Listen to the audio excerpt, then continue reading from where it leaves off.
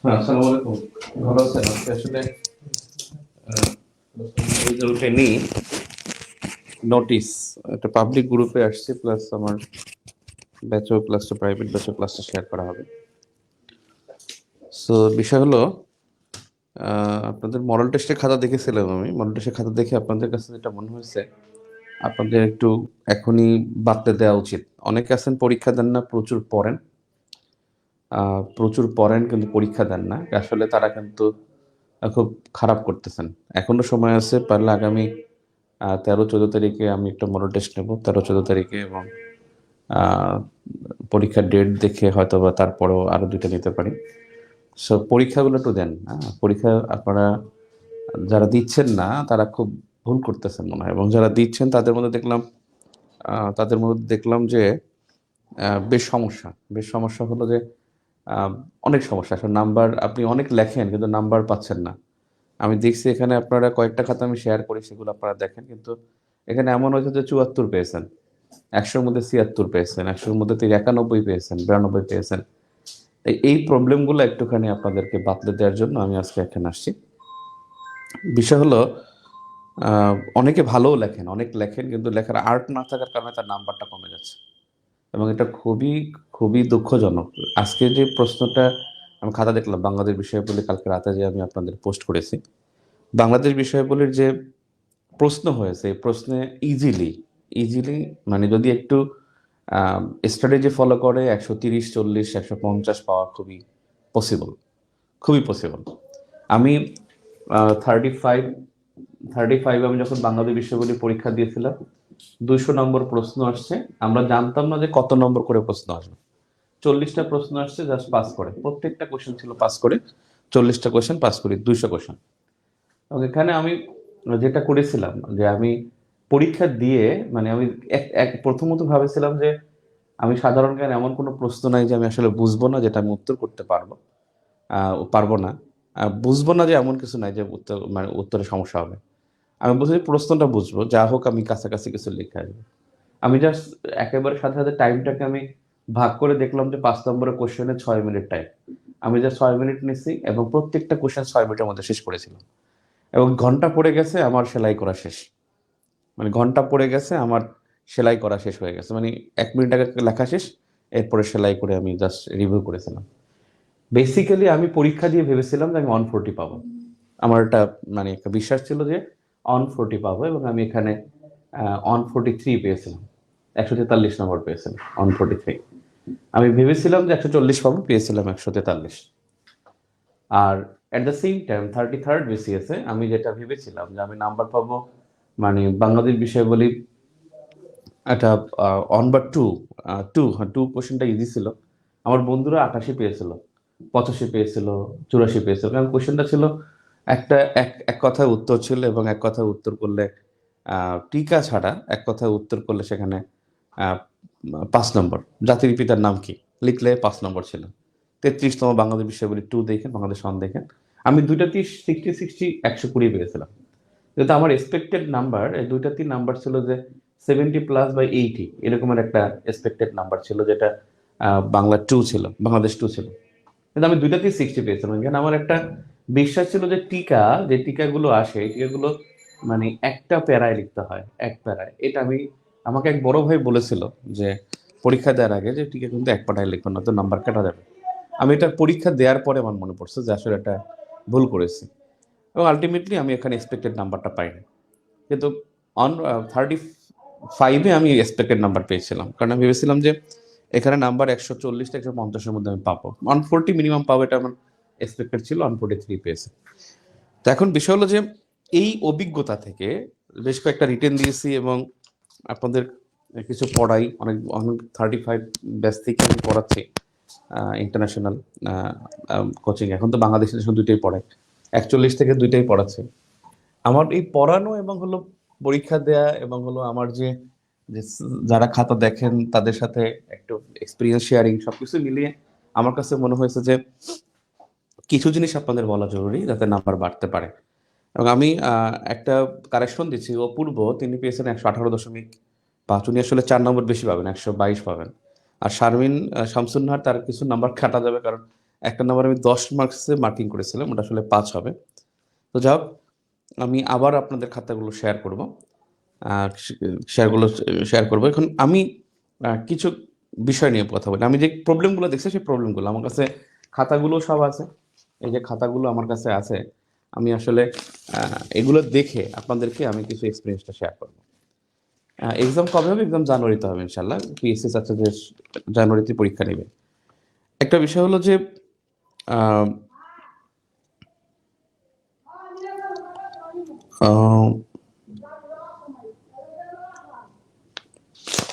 Number one আমি আসলে প্রবলেমগুলো আগে দেখি, তারপরে আমাদের স্ট্র্যাটেজিগুলো লিখি। আমি দেখি খাতা আমি কি কি প্রবলেম পেয়েছে, যাদের নাম্বার বাড়তে পারতো, প্রবলেমগুলো কি কি পেয়েছে। 1 নম্বর প্রবলেম হলো যেটা আমি একটু আগে বললাম, যে টিকায় প্যারা দেয়া। টিকায় প্যারা দেয়া এটা একটা বড় সমস্যা। মনে রাখবেন যে টিকায় প্যারা দেয়া যাবে না। প্যারা বা পয়েন্ট এটা করা যাবে না, একেবারে অমিট করতে হবে। যেমন ধরেন আপনি বলছেন যে স্মার্ট বাংলাদেশ আসছে, এবং অনেকেই যে স্মার্ট বাংলাদেশ আসছে টিকা, আপনি লিখছেন যে স্মার্ট বাংলাদেশের 4টি স্তম্ভ। 4টি স্তম্ভ লিখে আপনি 1 নম্বরে স্মার্ট সিটিজেন, স্মার্ট গভর্নমেন্ট এটা লিখতেছেন না, আপনি ওটা লিখতে পারবেন না। আপনার এখানেই লিখতে হবে যে ক স্মার্ট সিটিজেন, খ স্মার্ট বাংলাদেশ, এমনি স্মার্ট গভর্নমেন্ট, হ্যাঁ গ।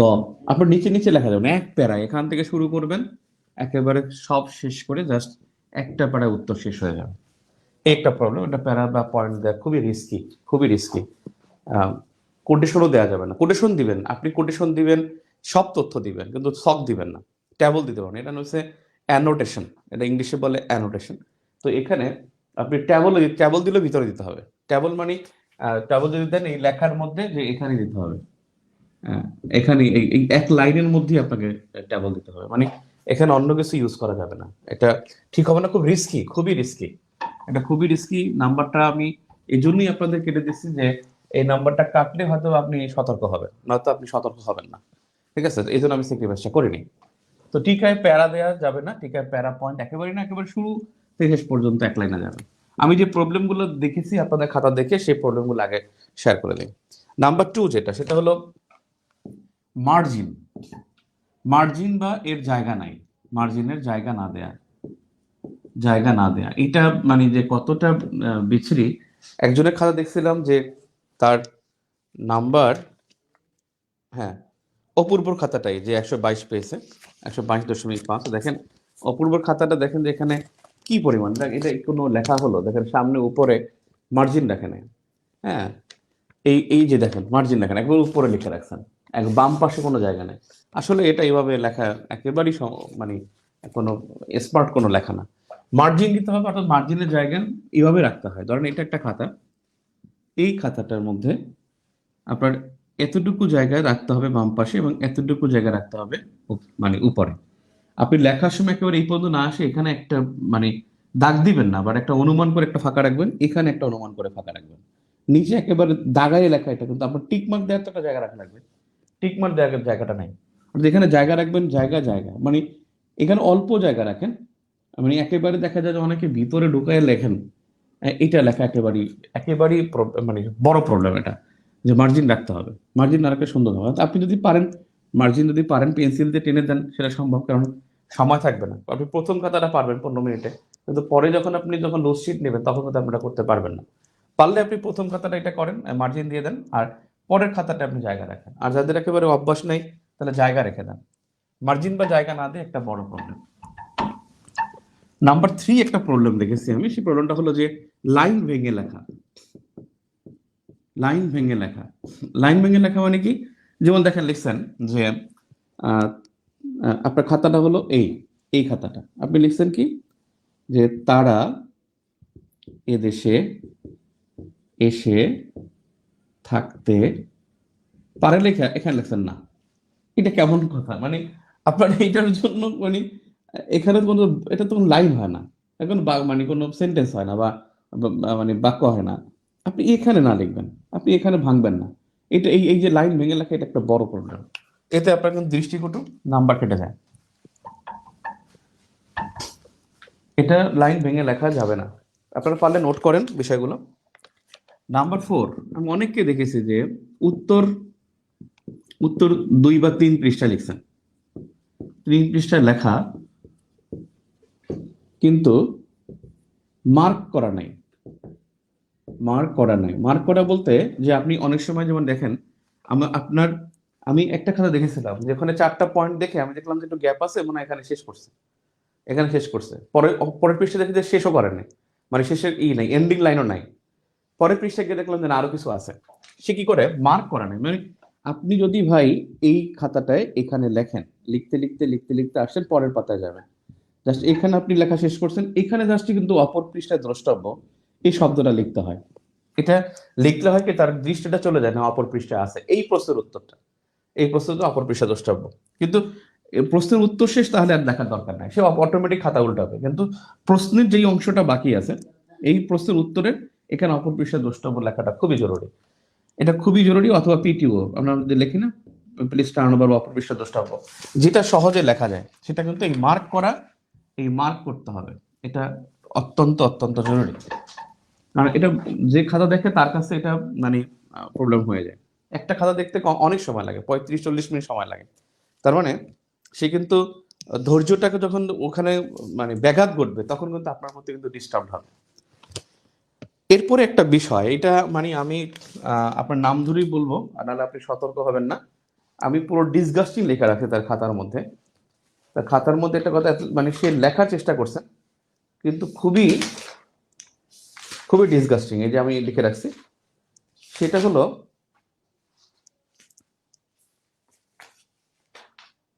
নাম্বারিং না করা। নাম্বারিং না করা, না করে বিভিন্ন সাইন দেয়া, বিভিন্ন সাইন দেয়া। এটা কিন্তু এটা এটা এটা খুবই দৃষ্টিকোণ। আপনি একটা খাতাটা তো দেখেন, যেমন দেখেন দেখছে, ওনার নামটা আমি বলে দিই, যে পরীক্ষা দিয়েছেন তিনি হলেন শরীফুল, শরীফুল হাসান মনে হয়, শরীফুল হোসেন। শরীফুল হোসেন, আপনি দেখেন, আপনি এই যে লিখছেন যে লেখছেন কি যে ভালো ফলাফলের পক্ষে, মানে হ্যাঁ ওই যে আপনার শিক্ষা কারিকুলামের পক্ষে লিখছেন। এখানে আপনি কি করছেন, একটা টিক মার্ক দিয়ে লিখতেছেন, টিক মার্ক, অথচ নাম্বারিং করেন নাই। টিক মার্ক দিয়ে আপনি লিখতেছেন, আপনি এই টিক মার্ক কিন্তু পুরো ইসের মধ্যে একটা সাইন দিছেন, এত বাজে লাগে। এবং এই নাম্বারিংটা কিন্তু আপনার শুধু এখানে না, মানে অনেক জায়গাতেই দেখেন, এই অনেক জায়গায় আমি আবার নাম্বার করে দিয়েছি। পড়াশোনাতে চ্যালেঞ্জ, সেখানে আপনার পয়েন্ট দেন, মানে আপনি পড়াশোনাতে চ্যালেঞ্জ বলছে, সেখানে আপনি পয়েন্ট দেন, অথবা হলো আপনি নাম্বারিং দেন, 1 2 3 4 করে আপনি লেখেন। আপনি সেখানে না দিয়ে আপনি কি করছেন, টিক মার্ক দিয়ে দিয়ে লিখছেন। এটা খুবই খুবই মানে দৃষ্টিকটু বিষয়। আমি আমি আমি এটা বুঝাচ্ছি যে আমি পরে আপনাদের কোশ্চেন নিয়ে আলোচনা করবো, যে এই কোশ্চেনের, যে কোশ্চেনগুলো পরীক্ষা আসে বাংলাদেশ বিষয় বলে, আমি প্রত্যেকটা কোশ্চেনের কি উত্তর করা যায় এবং কোনটা জিস্ট পয়েন্ট, সেটা আমি একটু আলোচনা করবো পরে।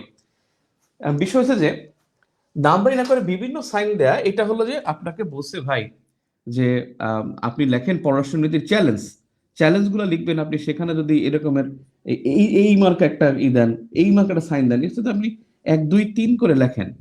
এটা আপনি একটা কাজ করতে পারেন, স্ট্র্যাটেজিক্যাল বিষয় যদি আপনি বলেন যে না আমি একটু দেখাবো বেশি, সেটার জন্য আপনি করতে পারেন যে পৃষ্ঠা শেষে সেখানে 3 লিখছেন, অপর পাতায় 4 হবে, আপনি 5 লিখলেন। শেষে গিয়ে দেখলো যে 6টা পয়েন্ট দেখলে সে তো হয়তো বা সে খেয়াল করবে না। কারণ আমি তো এখানে একটা অপূর্বকে একটা নম্বর দেই নাই, শামসুন নাহারকে আমি 5 নম্বর কোশ্চেনে 10 নম্বর মনে করছি। টু আর ইজ হিউম্যান, প্রত্যেকটা মানুষেরই ভুল হয়, সেও কিন্তু এটা কি করতে পারে, স্কিপ করে যেতে পারে।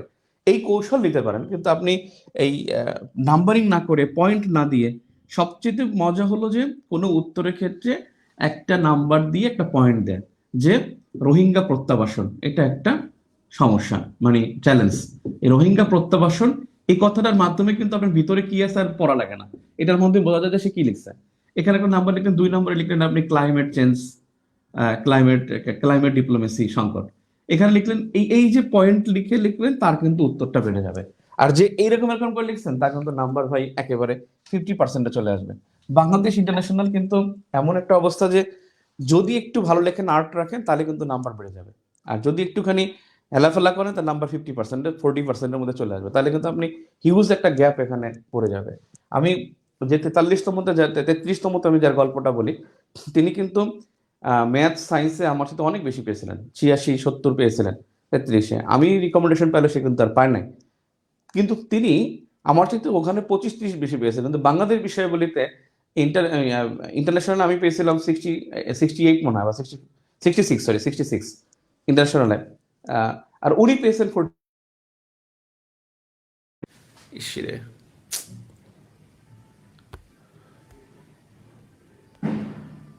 সোহান, কি হলো, কত বড়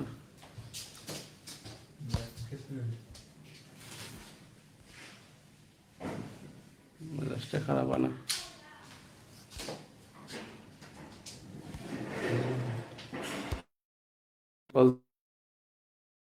দেখানো ওকে ওকে, ঠিক আছে। এখন দেখেন, যে বিষয়টা হচ্ছে যে আপনারা শুনতে পাচ্ছেন তো নাকি? ঠিক আছে ঠিক আছে। কি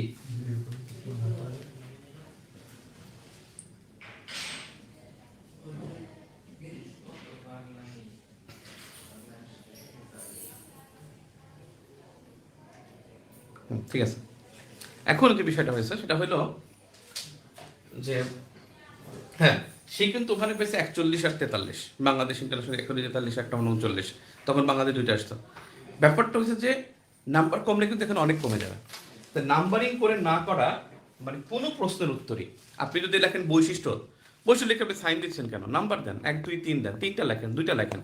এই নাম্বার করলে, নাম্বারিং দিলে কিন্তু সে বিরক্ত হয় না, বোর হয় না। আপনি যে সাইনটা দেন, সাইনটা কিন্তু তার ভালো নাও লাগতে পারে। যে খাতা দেখবে তার সাইন কিন্তু কি হয়েছে, হ্যাঁ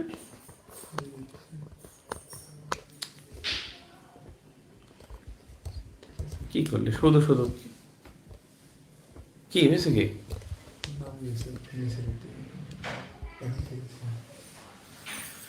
তো বিষয় হচ্ছে যে নাম্বারিং করাটা খুব জরুরি। নাম্বার 6 এইটা একটা সমস্যা যে প্রশ্ন উত্তর কেমনে লিখবেন, মানে প্রশ্ন নং লেখা, এইটা একটা প্রবলেম। আপনি দেখবেন অনেককে আমি কেটে দিয়েছি, লেখা কিনা 5-এর খ, 5-এর খ, 5-এর খ লেখে উত্তর লিখতেছেন। কেউ কেউ লিখতেছে আগের পৃষ্ঠা লিখছে 5 নং প্রশ্নের উত্তর, যেমন অপূর্ব লিখছে 5 নং প্রশ্নের উত্তর, এখানে লিখছে ক, এরপর ক উত্তর শেষ, এরপর লিখছে খ, এরপর লিখছে খ, উত্তর শেষ, এরপর লিখছে খ। কিন্তু এটা কিন্তু সুন্দর না, এটা সুন্দর না, এটা বিরক্তিকর, এটা ডিসগাস্টিং। এই আপনাকে কিন্তু বিরক্ত করা যাবে না। লিখবেন এই যে দেখেন 1 নং প্রশ্নের উত্তর, 1 নং প্রশ্নের উত্তর অবলিক দিয়ে ক। আবার আপনি যখন খ লিখবেন, আবার 1 নং প্রশ্নের উত্তর খ। দেখেন এটা খুবই সুন্দর এবং স্মুথ। আপনার এখানে আপনি বলেন যে সময় বেশি লাগবে, তারপর সময় বাঁচাতে কিন্তু আপনি এখানে নাম্বার কম পাচ্ছেন, সময় তো এখানে বাঁচানো যাবে না। 1 নং প্রশ্নের উত্তর খ, 1 নং প্রশ্নের উত্তর ক, এইভাবে যদি যে কটা লেখেন আপনি, 1 নং প্রশ্নের উত্তর গ লিখবেন, আবার 2 নং প্রশ্নের উত্তর লিখবেন, আবার এরকম গ দিবেন, ব্র্যাকেট দিতে পারেন, নাও দিতে পারেন, এভাবে লিখে তারপর আপনি উত্তর করেন, প্রত্যেকটা মিডল পয়েন্টে রাখবেন। এইটা সমস্যা। আরেকটা সমস্যা হলো যে আপনারা কোলন এবং আন্ডারলাইন এই দুইটা দেন না। কোলন এন্ড আন্ডারলাইন এই দুইটাতে খুবই ভুল করেন। কোলন এবং আন্ডারলাইন এটা যথেষ্ট আপনার প্রশ্ন খুঁজে পেতে কষ্ট হয়। যেমন হামিদুল ইসলাম শুভর একটা খেলা দেখলাম, শুভ যে কাজটা করছে তিনি লিখছেন কি, যে লিখছেন যে মেরিন প্রোটেক্টেড এরিয়ার বৈশিষ্ট্য, বা মেরিন প্রোটেক্টেড এরিয়ার বৈশিষ্ট্য লিখছেন। এখানে কোলন নাই, আন্ডারলাইন নাই, এখানে 1 নাম্বার, 2 নাম্বার, 3 নাম্বার লিখে গেছেন। অথচ এটা কোলন দিলে এবং আন্ডারলাইন দিলে কোলন ড্যাশ হবে না, কিন্তু খবরদার অনেকে কিন্তু এটা করে নাই, এইটা করবেন না। কোলন ড্যাশ কিন্তু কোনো বিষয় নাই, কোলন হবে, আন্ডারলাইন হবে, এখানে কোনো দাগ দিবেন না, সেইটা করে না। পরে আমি আবার দাগ দিয়ে এটা বলে দিছি। এখন এইটা এটা তাকে আরো একবার বলা হয়েছে, আগের খাতা কিন্তু এটা সেভারাল টাইম সে ভুলটা করে থাকে। তো এই পুরোটা এবং আন্ডারলাইন এটা অবশ্যই দিতে হবে। এটা না দেয়া প্রবলেম হলো, এটা না দেয়া একটা প্রবলেম।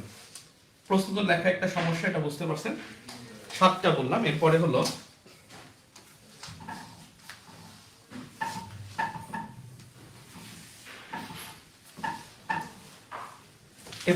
নাম্বার 8। এইটার যে প্রবলেমটা সেটা হলো যে, হ্যাঁ এইটা অনেকেই ভুল করেন যে শানে নুজুল লেখা, শানে নুজুলই লিখলাম, অনেকে এটা বুঝবেন। শানে নুজুল লেখা মানে প্রেক্ষাপট আর ভূমিকা লিখে শেষ করে ফেলছেন। প্রেক্ষাপট আর ভূমিকা লেখা যাবে না, এটা লেখাটা একটা প্রবলেম কি দেখেন, আপনার কাছে সময় নাই, প্রশ্ন আসছে নির্বাচন অনুষ্ঠানের সময়, আমি শুভকে এটার নাম্বার আমি 0 দিয়েছিলাম, সে লিখছে, সে পেয়েছে 0, এটা সে পাবেও 0, এতে কোনো সন্দেহ নাই, 0 পাবেন। দেখেন প্রথমেই খাতারা আপনি দেখেন ইমপ্রেশনটা কিভাবে নষ্ট হয়। এ কিন্তু ইন্টারন্যাশনালে সে ফার্স্ট হয়েছিল, 72.25 পেয়েছিল, বাংলাদেশে পেয়েছে 111.25। কারণটা দেখেন কেন, দেখেন সে এখানে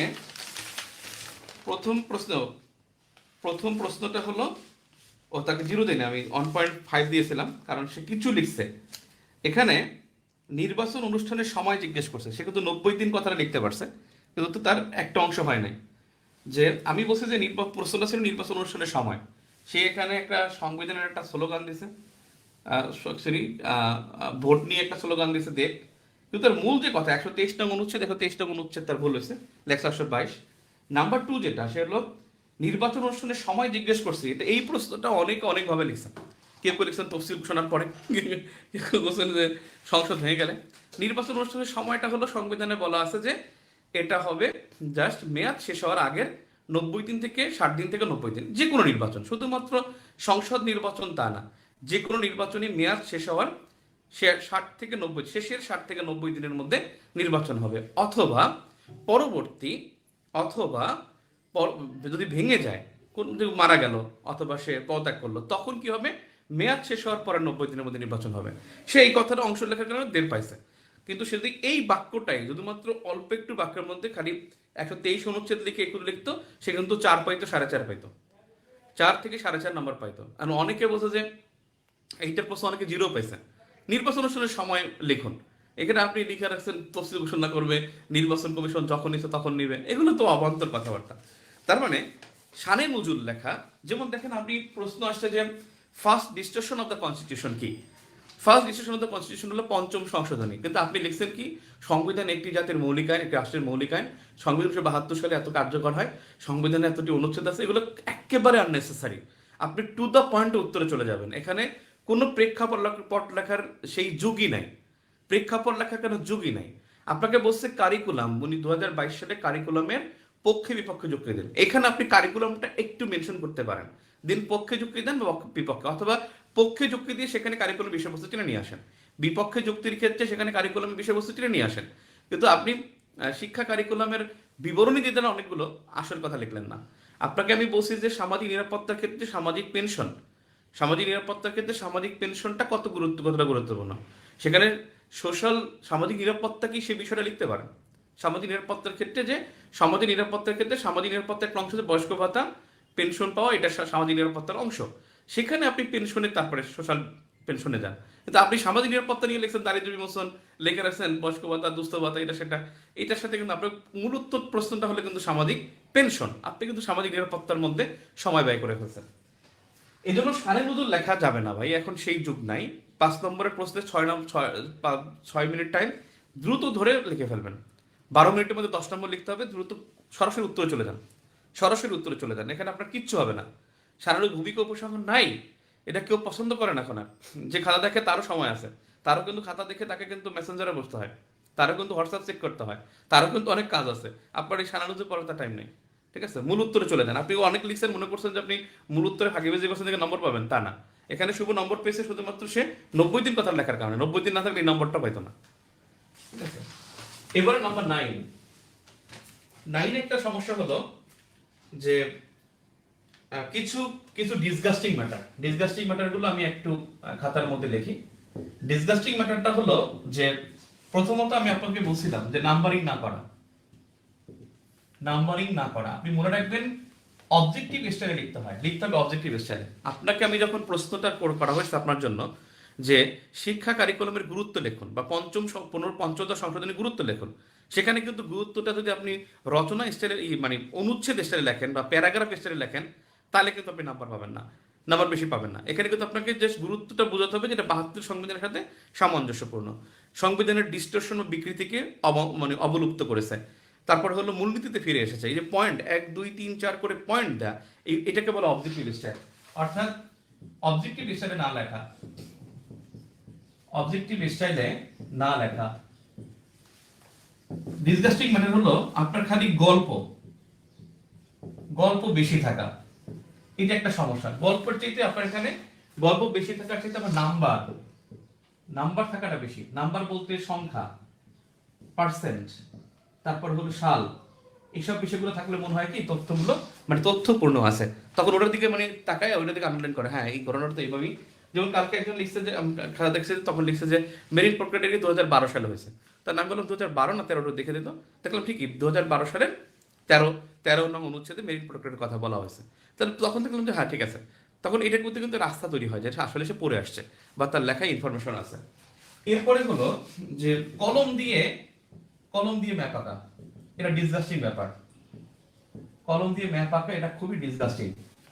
এরপরে হলো উক্তি মেনশন করা, উক্তি লেখা বাট রেফারেন্স বা উৎস না দেয়া। কবির মানে উৎসের মধ্যে কি হয়, উৎসের মধ্যে যেটা হয় নাম থাকে, সাল থাকে, তারিখ থাকে। এখন আপনি নাম না থাকলে তারিখ লেখেন, ঘটনা থাকে যে কোন সময়, ওই সময়ের ঘটনা।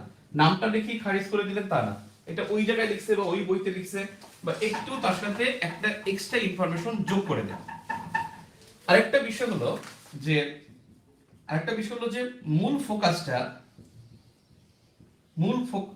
ফোকাস মানে মূল বিষয়টি ফোকাস না করা, এটা সবাই খুঁজে।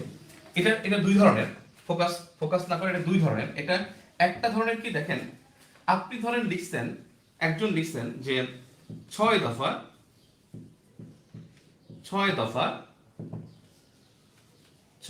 দফা আমাদের বাঁচার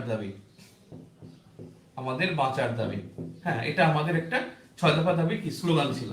তাহলে আপনি লিখলেন এটা শিরোনাম ছিল, তাহলে শিরোনাম ৬ দফা শিরোনাম ছিল এটা। এখন দেখেন আপনি এটা এখানে লিখছেন, এটা খাতার মাঝখানে থাকবে, একটা খাতা এখানে আপনি যে উদ্ধৃতিটা দিবেন সেই উদ্ধৃতিটা আপনার এই খাতা এখানে তো আপনি লিখবেন, আপনি এখানে লিখবেন, এটা আমি বারবার বলছি, উদ্ধৃতিটা জাস্ট এখানে থাকবে। মানে আপনি যত উদ্ধৃতি দেন যে কোনো উদ্ধৃতি দিলে এখানে এই মাঝখানে শেষ হয়ে যাবে। কিন্তু আপনি কি করেন, ৬ দফা আমাদের বাঁচার দাবি এটা শিরোনাম ছিল, এই লেখাটা আপনার দেখাই যায়, এটা খুঁজে বের করতে হয়। এটা থাকবে মাঝখানে, একেবারে উপর থেকে নিচে মাঝখানে লেখাটা থাকবে স্পষ্ট হয়ে, এখানে লিখলে এই কথাটা একেবারে ফোকাস হবে। এবং এইটা একটা ডিসগাস্টিং বিষয়। মূল ফোকাসের একটা বিষয় হলো বিষয়টাকে ভালোভাবে ফুটিয়ে তোলা। ২ নম্বরে মূল বিষয়টা ফোকাস কি, যেমন দেখেন মূল বিষয় না পাইলে কিন্তু উত্তর পাওয়া যাবে না। ১৯৫২ সালের ভাষা আন্দোলনে বঙ্গবন্ধুর অবদান কি ছিল, বঙ্গবন্ধুর অবদান এখানে স্পেসিফিক ২টা লিখবেন, স্পেসিফিক ২-৩টা লিখবেন, সেটা কি স্পেসিফিক যাই লেখেন আপনি, তার মধ্যে কিন্তু অবশ্যই যদি এই কথাটা না থাকে তাহলে এখানে উত্তরটা নাই। বঙ্গবন্ধু ভাষা আন্দোলনের সবচেয়ে বড় অবদান ছিল তিনি ১২ দিন অনশন করেছেন ফরিদপুর কারাগারে মহিউদ্দিন আহমদের সাথে, ১৬ থেকে ২৭ ফেব্রুয়ারি। এখন সে অনশন করছে, অনশন শব্দটা যদি ওখানে না থাকে তাহলে উত্তরটা কিন্তু অ্যাবসেন্ট হয়ে যায়। বঙ্গবন্ধুর আরেকটা অবদান হলো তিনি সচিবালয়ের গেটে তিনি গ্রেপ্তার হয়েছিলেন ১৯৪৮ সালের ১১ই মার্চ। ভাষা দিবসে যে ১১টা ইউনিট করেছিল, তারা সচিবালয়ের ১১টা গেটে তারা ককটেল ফুটিয়েছিল, তার মধ্যে ১ নম্বর ইউনিটের নেতৃত্ব দিয়েছিল শেখ মুজিবুর রহমান, এবং ১ ইউনিটের নেতৃত্ব দিতে গিয়ে তিনি ১৯৪৮ সালের ১১ মার্চ প্রথমবার গ্রেপ্তার হন। এই যে তথ্যগুলো, এই ২টা তথ্য হলো এই বিষয়ের ফোকাস পয়েন্ট। প্রত্যেকটা উত্তরে একটা ফোকাস পয়েন্ট আছে। আপনি দেখেন ভারতীয় সেনা প্রত্যাহার, এই সেনা প্রত্যাহারের সাথে কিন্তু আপনার মেজর জলিলের কোনো সম্পর্ক নাই। মেজর জলিল কি বলছে যে ভারত সব নিয়ে গেছে, এটা একেবারে অবান্তর একটা ইস্যু। ভারতের সেনা প্রত্যাহারের ক্ষেত্রে এখানে এই বিষয়টা আছে যে বঙ্গবন্ধু তিনি সেনা স্বদেশ প্রত্যাবর্তনে এসে পালাম বিমানবন্দরে এসেই তিনি বলছেন যে আপনার হোয়েন উইল ব্যাক, আপনি কখন ফিরে আসবেন আমাদের দেশ থেকে। তখন বলছে যে আপনি দেশে যান, সেখান থেকে এসে আমরা বুঝবো। 6 ফেব্রুয়ারি কলকাতার কলকাতার যে কলকাতার রাইটার্স বিল্ডিং এর সামনে যে বঙ্গবন্ধু বক্তব্য দিয়েছিল, সেখানে বলছিল যে রিক্ত আমি সিক্ত আমি, দেয়ার কিছু আসলে ভালোবাসা দিয়ে গেলাম তাই। ওখানে ইন্দিরা গান্ধী তাকে প্রতিশ্রুতি দিয়েছিল যে আমি আপনার জন্মদিনের আগেই আপনার সেনা প্রত্যাহার করবো, এবং জন্মদিন ছিল 17ই মার্চ, 12 মার্চ থেকে শুরু করে 17 মার্চ সেনা প্রত্যাহার করে। এই যে ছোট্ট একটা ঘটনা, এই কোনো একটা ঘটনা যদি না থাকে তাহলে আপনার সেনা প্রত্যাহার সম্পর্কে কিন্তু আপনার উত্তরটা অ্যাবসেন্ট। সোভিয়েত ইউনিয়ন আমাদের ভূমিকা রেখেছে মুক্তিযুদ্ধের সময়, এখানে মূল ফোকাসটা কি? সোভিয়েত ইউনিয়ন আমাদের বেশ কয়েকটা ভূমিকা রেখেছে, যেহেতু 5 নম্বর কমপক্ষে 5টা ইস্যু আপনাকে টেনে নিয়ে আসাটা খুব স্মার্টনেস। 5টা ইস্যুকে টেনে নিয়ে আসলে আপনি কিন্তু 80% মার্কস বা 90% মার্কস পেয়ে যাবেন। সেখানে কি পদগামী লেটার্স, এটা কিন্তু সবচেয়ে বড় একটা অবদান ছিল। মুক্তিযুদ্ধের শুরুতেই ইয়াহিয়া খানকে চিঠি লিখছেন, মার্চ মাসের 30 তারিখের থেকে 30 চিঠি লিখছেন যে পদগামী সোভিয়েত প্রেসিডেন্ট ইয়াহিয়া খানকে যে দ্রুত পশ্চিম পাকিস্তানে হত্যাকাণ্ড বন্ধ করেন। পদগামী লেটার্স, ভেটো প্রদান, ভারতের সাথে মৈত্রী চুক্তি, তারপরে হলো 8ম নৌবহর প্রেরণ করা যাতে 14 ডিসেম্বর 7ম নৌবহর মার্কিন 7ম নৌবহর ঢুকতে না পারে, সেজন্য 8ম নৌবহর বাল্টিক সাগর থেকে পাঠানো। তারপরে হলো আপনার বাংলাদেশকে স্বীকৃতি প্রদান, এই বিষয়গুলো এবং প্রাপ্তা পত্রিকা সমর্থন, অনেকগুলো ইস্যুজ এখানে আছে। আপনি এখানে মূল ফোকাস পয়েন্ট যদি পদগামী এবং ভেটো, এই দুইটা হলো মানে সবচেয়ে মূল ফোকাস পয়েন্ট। এই দুটো না লিখলে কিন্তু উত্তরটা কিন্তু আপনার অ্যাবসেন্ট থেকে যায়, এবং এইটা কিন্তু না থাকলে কিন্তু সে বিরক্ত হয়ে যাবে, যে খারাপ দেখবেন সে কিন্তু এখানে বিরক্ত হবে। এরপরে দেখেন ডিসগাস্টিং ম্যাটারের কথা বললাম, এরপরে দেখেন আরো কি আছে। এরপরে হলো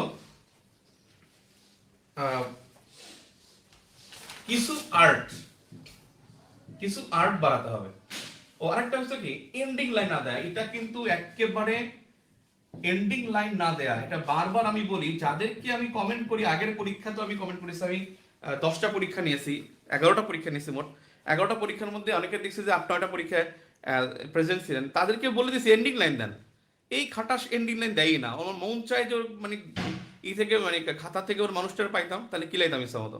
বারবার লিখি যে আপনি এন্ডিং লাইন মেনশন করেন, এন্ডিং লাইন না দেয়। আপনি দেখবেন রিটেন খাতা যখন পাবেন, আপনি দেখেন ওখানে কিন্তু কিছু করণীয় লেখা থাকে, কিছু করণীয় লেখা থাকে। আপনি সেই করণীয়টা যদি পড়ে দেখেন, ওখানে লেখা আছে যে প্রত্যেকটি প্রশ্নের উত্তর শেষ হলে একটি দাগ টানবেন, অর্থাৎ সমাপ্তি রেখা টানবেন। এই সমাপ্তি রেখাটাই হলো এন্ডিং লাইন। আপনার দেখেন একটা উত্তর হয়ে গেছে, হ্যাঁ একটা উত্তর এখানে হয়ে গেছে, এই থেকে এই পর্যন্ত উত্তর হয়ে গেছে, জাস্ট উত্তর শেষ, আপনি পরের পাতা চলে গেলেন, এখানে একটা দাগ দেন, এই যে একটা এন্ডিং লাইন। আপনি একটা এরকমের দিলে শেষ হয়ে শেষ বোঝায়, যদি না বোঝেন তাহলে এরকম একটা দাগ দেন, এটা বললেও হয়। অর্থাৎ এখানে এন্ডিং একটা লাইন দেন, অথবা একটা দাগ টেনে দেন, অথবা এভাবে একটা দাগ দেন। তাড়াতাড়ি লিখবেন তো এইভাবে দাগ দিয়ে দেন, এটা শেষ, ফিনিশড, তাহলে বুঝতে পারবেন যে এখানে উত্তরটা কমপ্লিট হয়ে গেছে। কিন্তু আপনি ওখানে না দিয়ে আরো পরের উত্তর চলে যান। উনি কি করে, বিরক্ত হয়ে আবার প্রশ্ন নিয়ে খোঁজা শুরু করে যে ও এই উত্তরটা আছে, তা আবার ব্যাকে গিয়ে তারপর নাম্বার বসায়। তাহলে আপনি ওখানে শেষ করলে কিন্তু নাম্বারটা হয়ে যায়। দুইটা ডিসগাস্টিং ম্যাটারের মধ্যে আরেকটা আছে, এই এন্ডিং লাইন না দেওয়াটা খুবই এটা গর্হিত কাজ, এটা একেবারে খাতার মধ্যে সৌন্দর্য নষ্ট করে এটা। যেহেতু ওখানে আপনার লেখার মধ্যে মানে মেনশন করে দেয়া আছে কি কি করণীয়, সেখানেই বলা আছে সমাপ্তি রেখা টানুন, তারপর এটা না করাটা খুবই দুঃখজনক। আরেকটা বিষয় হলো নাম্বার 11। নাম্বার 11 এর যে একটা প্রবলেম, সেই প্রবলেমটা হলো আপনারা যে কাজটা করেন, একই প্রশ্নে মানে একই পৃষ্ঠায় দুটি উত্তর, একই পৃষ্ঠায় দুটি উত্তর লেখা, একই পৃষ্ঠায় দুইটা উত্তর লিখতেছেন কেন? আপনি আপনি দেখেন কি করেন, আপনার লেখা এখানে শেষ, এই হলো আরেকটা পরীক্ষা। এই প্রশ্নটা ধরেন আপনার এটা নাম্বার 5 নম্বর পৃষ্ঠা, 4 নম্বর পৃষ্ঠা থেকে আপনি এখানে একটা প্রশ্ন লিখছেন, এখানে শেষ হয়ে গেছে। আপনি আবার করেন কি, বইসা এইখানে আবার গেলায়া আবার লেখেন 1 নং প্রশ্নের উত্তর, 1 নং প্রশ্নের উত্তর 2 নম্বর, আবার এখানে একটা উত্তর শুরু করেন। নেভার, যেখানে প্রশ্ন শেষ হয়ে যাবে ওখানে এন্ডিং লাইন হবে, পরের পৃষ্ঠায় গিয়ে নতুন প্রশ্ন শুরু হবে। একটা পৃষ্ঠায় কখনো দুটি উত্তর শুরু করা যাবে না বা শেষ করা যাবে না। যেখানে আপনি হ্যাঁ এখানে 2 লাইন লিখছেন, এখানে উত্তর শেষ, এখানে দাগ টেনে দেন, আপনার ফিনিশড হয়ে গেছে, এই উত্তরটা পরের পৃষ্ঠার টপে গিয়ে লেখেন এবং টপ থেকে লেখা শুরু করেন। এটা সৌন্দর্য ভাই, এটা সৌন্দর্য। যে কোনো উত্তরে, শুধু সাধারণ জ্ঞান না, যে কোনো উত্তরে এখানে শেষ, এখানে আবার একটা উত্তর শুরু করবেন না, একই পৃষ্ঠায় দুইটা প্রশ্নের উত্তর শুরু করবেন। আমি এই বারবার লিখি, বিশেষ করে আমি হামিদ ইসলাম শুভকে লিখে ওর প্রতি খুবই বিরক্ত। আমি প্রত্যেকটা পরীক্ষার মধ্যে লিখে দিই যে একই পৃষ্ঠায় দুইটা উত্তর শুরু করো না, বারবার একই কাজ করে। এটা কিন্তু একটা মারাত্মক একটা ভুল। আরেকটা ভুল আছে, আরেকটা ভুল, সেটাও আমি লিখছি নাম্বার 12। সেই ভুলটা হলো যে দেখেন সেই ভুলটা হলো, আমি 123 পাইছে কি, তার খাতাটা কই গেল, এই ভুলটা হলো কখনোই করবেন না। আল্লাহ, কই গেল ওটা খাতাটা, এখানে আমি এখানে লিখে দিছি এই পৃষ্ঠাটা, যে বাম পাশে পৃষ্ঠাটা, যে এখান থেকে লিখতে হবে, এই পৃষ্ঠাটা সবাই ফাঁকা রাখেন, অনেকেই ফাঁকা রাখেন, এটা ফাঁকা রাখা যাবে না। ওখানে লেখা আছে যে একেবারে বাম পাশ থেকে লেখা শুরু করুন, বাম পাশ থেকে লেখা শুরু করুন। এখানে এই অবশ্যই বাম পাশ থেকে লেখা শুরু করতে হবে, যেখানে নির্দেশনা থাকবে তারপরের পাতা থেকেই লেখা শুরু করবো, অর্থাৎ বাম পাশ থেকে, বাম পাশের লেখা, বাম পাশের পৃষ্ঠা থেকে লেখা শুরু, পৃষ্ঠা থেকে লেখা শুরু। এখন একটা বিষয়, আপনাদের একটা ঝামেলা আছে, এই ভুলটা আবার আপনি পরীক্ষার সময় করে ফেলতে পারেন। এখানে একটা ওয়েমার থাকে, ওয়েমারটা তো তারা কেটে নিয়ে যায়, হ্যাঁ, এই ওয়েমারের পরে, ওয়েমারের পরে কিন্তু এই ওয়েমারটা যে থাকে, ওয়েমারের পরে কিন্তু এখানে একটা নির্দেশনা থাকে, আপনি লিখবেন নির্দেশনার পরের পৃষ্ঠা থেকে, এখান থেকে লিখবেন। এটার পাশে কিন্তু, এটার পাশে লেখার মতো পরিবেশই নাই, কিন্তু এখানে পরিবেশ মানে কি ওরকম সিস্টেমই নাই, এখানে কিন্তু একটা নির্দেশনা থাকে, নির্দেশনার পরের পাতা থেকে লিখতে বলছি, নির্দেশনার পরের পাতা থেকে লিখতে বলছি। ভাই আপনি এত ভুল না করলে আমাদের বিষয়গুলো ক্লিয়ার হতো না। থ্যাংক ইউ, ভুল করছে তার জন্য থ্যাংক ইউ। এবার হলো আরেকটা বিষয়, এটা 12 গেল। এখন দেখেন কিছু স্মার্টনেস আপনি অনুসরণ করতে হবে। এখন কিছু স্মার্টনেসের কথা বলি। খাতার স্মার্টনেসটা কেমনে বুঝবেন? স্মার্টনেসটা কেমনে বুঝবেন? নাম্বার ওয়ান হলো, যদি দেখেন একটা সংজ্ঞা আসছে পরীক্ষায়, একটা সংজ্ঞা, এই সংজ্ঞাগুলো কিছু সংজ্ঞা আছে ভাই, আপনি কিন্তু যতই পড়ান লেখা যায় না, মানে কিছু সংজ্ঞা আছে বানাই লিখতে হয়, যেমন কর্মমুখী শিক্ষা কাকে বলে, এটা কিন্তু বানাই লিখতে হয়। সুশীল সমাজ কাকে বলে, মেজাজ খারাপ হয়ে যায়, এগুলো প্রশ্ন আমি লিখতে পারি না। তারপরে জাতি কাকে বলে, জাতীয়তাবাদ কি, ঠিক আছে, এইসব প্রশ্ন কিন্তু মানে যত মুখস্থ করেন মুখস্থ মাথায় থাকে না। আর দুই নম্বর হলো, এটা আসলে লেখাও যায় না। আবার এইসব প্রশ্নদের যখন আমি খাতা দেখি, আমি 5 নম্বর কোশ্চেনে 2.5-3 বেশি দিতেও পারি না। বিষয়টা হলো যে এই প্রশ্নের আপনি কিছু টপিক এখনো সময় আছে, কিছু যেমন সুশীল সমাজ কাকে বলে পরীক্ষা কিন্তু আসে, এনজিও কাকে বলে পরীক্ষা আসে, এরকমের 10-15টা টপিক আছে। 10-15টা টপিক আপনি লিখে রাখেন যেগুলো বিরক্তিকর। এখান থেকে যা শর্ট শর্ট 2-1টা প্রামাণ্য সংজ্ঞা, এই সংজ্ঞার ক্ষেত্রে প্রামাণ্য সংজ্ঞা লাগে। সংজ্ঞা যখন আসে, প্রামাণ্য সংজ্ঞা আর বৈশিষ্ট্য, এই দুইটা কিন্তু লাগে। আমি পরীক্ষা দিছি ভাই আপনার কর্মমুখী শিক্ষা কাকে বলে, কর্মমুখী শিক্ষা সংজ্ঞা যখন বলে তখন 2-1টা বৈশিষ্ট্য দিতে হয়, এটা মাথায় রাখবেন। 2-1টা বৈশিষ্ট্য খুবই জরুরি, খুবই জরুরি, 2-1টা বৈশিষ্ট্য থাকে, মানে 2-1টা বৈশিষ্ট্য সংজ্ঞার ক্ষেত্রে লাগবে। নাম্বার 2, আমি যখন বলি যে আপনাকে যে ধরেন আমি বলছি যে 6 দফা লিখুন, 6টি দফা লিখুন, 6 দফা লিখুন, আপনি কি করছেন? 1 নং, কেউ লিখছেন ক, কেউ লিখছেন 1 নং, কেউ লিখছেন আই, হ্যাঁ, কেউ লিখছেন 1। দেখেন আমি শুধুমাত্র এটা কিন্তু চেয়েছিলাম, মানে এটা আমি এক্সপেক্ট করেছিলাম যে যিনি লিখবেন দফা 1, দফা 1 লিখে তিনি তথ্যটা লিখবেন। এখানে আরেকটা গুরুত্বপূর্ণ পয়েন্ট, যেখানে মনে রাখবেন কোলন দিবেন, আন্ডারলাইন দিবেন, সেই লাইনের সামনে লিখবেন না, এখানে সামনে থেকে লেখা শুরু করবেন না, এখান থেকে লেখা শুরু করবেন না, এখান থেকে লেখাটা সৌন্দর্য। এখন বলুন ভাই এখান থেকে লিখলে কি নাম্বার কাটা যাবে? আমি তো কাটা রয়েছি ভাই, আমি তো ওখানেই লিখছি, এটা হচ্ছে গাউরমি কথাবার্তা। ব্যাপারটা হচ্ছে আপনি সৌন্দর্যের জন্য আমি বলছি যে স্মার্টনেসটা কি, এখান থেকে লেখা শুরু করলে এটা সুন্দর, ভালো লাগে না, মানে এইটা আপনি এখান থেকে করবেন না, অনেকে ঢং করে এখান থেকে লেখা শুরু করেন, এটাও না, একেবারে জাস্ট এর নিচে থেকে লেখা শুরু করবেন, যে প্রাদেশিক স্বায়ত্ত শাসন। দফা 2, তারপরে এটা দফা 3 ক, দফা 3 ক, দফা 3 খ। এই যে এইভাবে যে লিখবে তার কিন্তু নাম্বারটা অটোমেটিক্যালি তার প্রতি কিন্তু সফট একটা মেটারে তৈরি হবে। এখন দেখেন পরীক্ষা আসছে এসডিজি 1, এখন আপনি যদি লেখেন টেক্সচুয়াল লক্ষ্যমাত্রা লেখালো 1 নম্বর, 2 নম্বর, 3 নম্বর, তার মানে কি সে বৈশিষ্ট্য লিখছেন অন্য কিছু লিখতে হয়। এখানে এসডিজি 1, এসডিজি 2, এখানে এসডিজি 2, এরকমের কিছু ব্যাপার আছে যেগুলোকে আপনার মনে করেন আপনি বলছেন যে অভিষ্ট, যে ডেল্টা 2100 প্ল্যানের অভিষ্টগুলো লেখুন, অভিষ্ট 1 লেখেন বা গোলস 1 লেখেন, গোলস 2, তারপরে 6টা গোলস আপনি লিখে দেন। অভিষ্ট এভাবে লিখলে সুন্দর হয়। কোলন দিয়ে আন্ডারলাইন দিয়ে তথ্যটা লেখা, কোলন আন্ডারলাইন তথ্য দেয়, তো পৃষ্ঠাও বাড়ে, দেখতেও সুন্দর লাগে। তো এই একটা বিষয় সৌন্দর্য বাড়ানোর জন্য। আরেকটা বিষয় হলো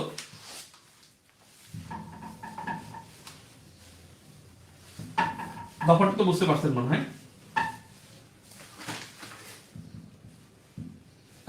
আরেকটা বিষয় হলো যে আপনার কি যেন মনে করলাম, যেখানে ম্যাপ লাগবে সেখানে ম্যাপটা দেন। ম্যাপ কিন্তু বাংলাদেশের ম্যাপ আপনি কিন্তু এখন আগে আগে ফেলেন। জাস্ট আমি এখানে ডিগ্রি ধরে আমার যে প্রাইভেট বেসে যে ম্যাপের যে ক্লাসটা আছে প্রয়োজন আবার করেন। আপনারা যে ম্যাপ আইকে রাখছেন, অনেকের ম্যাপ মনে হয় যেন আফগানিস্তানের ম্যাপ আইকে রাখছেন। তো এই ম্যাপটা কিন্তু আপনি যদি ডিগ্রি ধরে করেন অটোমেটিক একেবারে দেখবেন মানে পুরো ভাঁজ মিলে যাবে, যে 23 ডিগ্রির এখানে বরাবর যাবে, 18 ডিগ্রি বরাবর গিয়ে 26 ডিগ্রি বরাবর গিয়ে এটা নিচে নামবে, এরপরে 22 ডিগ্রিতে গিয়ে এখানে কোনা হবে। এইটা খালি 2 বার প্র্যাকটিস করলে আপনি 3 বার দেখবেন সেই সুন্দর হবে। শুধু আপনি ইচ্ছা করে প্র্যাকটিসটা করেন না, ইচ্ছা করে প্র্যাকটিসটা আপনি করেন না যে এই ম্যাপ আঁকাটা, ম্যাপটা আঁকে রাখেন, ম্যাপটা আমি 10টা ম্যাপ লিখে দেই, 10টা ম্যাপ এঁকে রাখেন, আপনি দেখবেন পরীক্ষার সময় আপনি কত বেশি নাম্বার পাবেন। এখানে কিন্তু বললাম বাউন্স হবে, কিন্তু কেউ কিন্তু 134 পেয়ে বসে থাকবে, কেউ কিন্তু 84 পেয়ে বসে থাকবে, 50 নম্বর কিন্তু গ্যাপ হবে এখানে অ্যাবসলিউটলি। বাংলাদেশ বিষয়বলী এবং ইন্টারন্যাশনাল বিষয়বলীর মধ্যে কিন্তু অনেক গ্যাপ থাকবে, কেউ 70% মার্কস পাবে, কেউ কিন্তু 35% মার্কস বসে থাকবে। আলটিমেটলি এখানে কিন্তু বিশাল গ্যাপ লাভ দেওয়ার জন্য, ঠিক আছে। ডিগ্রি ধরে আঁকলে অনেক সময় লাগে, আপনি 3বার ট্রাই করেন, একটু একটু সময় লাগবে না। আমি নিজে ওই আমার ক্লাসটাও ফলো করেন, দেখবেন একটু সময় লাগবে, বেশি লাগবে না ইনশাআল্লাহ। 3বার ট্রাই করেন। আপনি দেখেন বিডি ম্যাপ, আপনার মনে রাখেন যে মানে বঙ্গোপসাগর পরীক্ষা আসতে পারে, সেক্ষেত্রে বঙ্গোপসাগরের ম্যাপ বাংলাদেশ সহ বঙ্গোপসাগরের ম্যাপ, দক্ষিণ এশিয়া, দক্ষিণ এশিয়া, তারপরে ভারত চীন, এরপরে হলো ইউএসএ, এটা কিন্তু লাগতে পারে, ইউএসএ পরীক্ষায় আসতে পারে, ইউএসএ, ইসরায়েল প্যালেস্টাইন লেখা লাগতে পারে, ইসরায়েল প্যালেস্টাইন, রাশিয়ার শেপ দিবেন, এখানে ডিগ্রি লাগবে না, Russia Ukraine, Israel Palestine, USA, Bharat, দক্ষিণ এশিয়া, বঙ্গোপসাগর, বাংলাদেশ, ও ভারত চীন বললাম। এই বাংলাদেশ ম্যাপ লেখার সময় বঙ্গোপসাগর যখন লিখবেন ভারত এবং মিয়ানমার সহ লিখবেন, তাহলে ভারত প্লাস মিয়ানমার, তাহলে এটা হবে কি বাংলাদেশ ভারত মিয়ানমার সহ যদি আঁকেন তাহলে বাংলাদেশ ভারত রিলেশন আসলে ওই ম্যাপটা দিতে পারবেন, বাংলাদেশ মিয়ানমার রিলেশন আসলে ওখানে দিতে পারবেন। রাশিয়া, এবার মিয়ানমার মনে লেখা লাগবে, মিয়ানমার পরীক্ষা আসতে পারে, খুবই গুরুত্বপূর্ণ মিয়ানমার। আমি আপনাদের পরবর্তী ক্লাসে মিয়ানমারটা পড়াই দেবো। মিয়ানমার খুবই গুরুত্বপূর্ণ, মিয়ানমারের ম্যাপ আলাদা করে আঁকা লাগবে, কারণ মিয়ানমার এবছর পরীক্ষা আসতে পারে। যেভাবে দেখা যাচ্ছে যে এখানে চায়না যেহেতু বিরোধীদের সমর্থন করেছে, এখানে একটা ঝামেলা আছে। এই হলো বিষয়। আর এবছর আফগানিস্তান গুরুত্বপূর্ণ না, আর শ্রীলঙ্কার দিকে লক্ষ্য করতে পারবেন। এই কয়েকটা ম্যাপ একটুখানি দেখে রাখেন। আরেকটা বিষয়, এটা লাস্ট আমি আপনার স্ট্র্যাটেজিক্যাল বিষয়, তারপর আমি উত্তর নিয়ে কথা বলবো, যে প্রশ্নের উত্তর নিয়ে। নাম্বার 4 যেটা হলো ভাই ফোকাস পয়েন্টটা, একেবারে আমি আবারও এটা আমি মনে করাই দিই যে উত্তরের মধ্যে বেসিকটা বের করবেন। একটা উত্তরের বেসিক কি?